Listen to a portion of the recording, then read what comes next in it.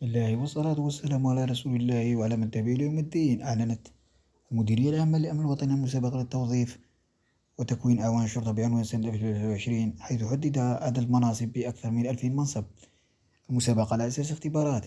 شروط الالتحاق: أن يكون العمر يتراوح ما بين 19 و 25 سنة على الأكثر، وأن تكون تحصل على مستوى السنة الثالثة ثانوي. شروط أخرى: تمتع بالجنسية الجزائرية، أن تمتع بالحقوق المدنية وذو سيرة أخلاق حسنة، أن يكون قادرا بعد الفحص الطبي على العمل ليلا نهارا، وأن تبلغ قامته 170 ألا تقل قدرة بصره 17 العين الواحدة و15 العين العينين معا بدون نظارات طبية وعدسات لاصقة، أن ينجح في جميع اختبارات الانتقاء، أن يكون في وضعية قانونية تجاه الخدمة الوطنية أو معفى لأسباب غير طبية.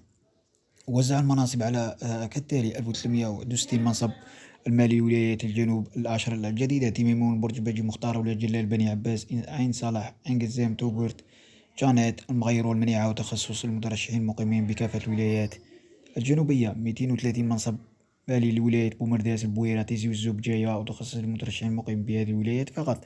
490 منصب مالي للوحدات الجمهورية للأمن وتخصص للمترشحين المقيمين بولاية تشلف، أم البواقي، باتنا، بليدة، بسات، لمسان، تيارت، الجزائر العاصمة، الجلفة، جيجل، سطيف، سعيدة، سكيكدا، سيدي بلعباس، عنابة، قلمة، قسنطينة، مدية، مستغاثة، مسيلة، معسكر وهران، البيض، النعامة، برج باجي، معرض الطارف، تيس، مسيلة، خنشلة، سوق هراس، طيبازة، ميلا، عين دفلة، عين تموشت، وغليزان.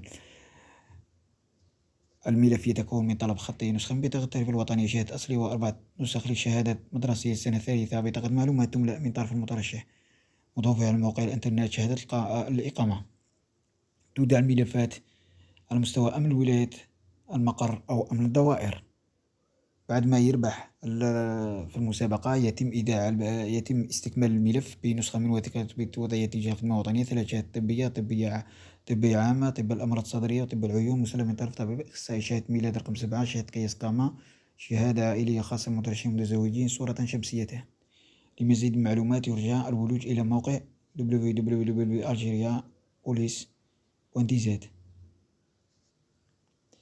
لا تنسوا الاشتراك في قناتنا، نشر العلم والمعرفة ليصلكم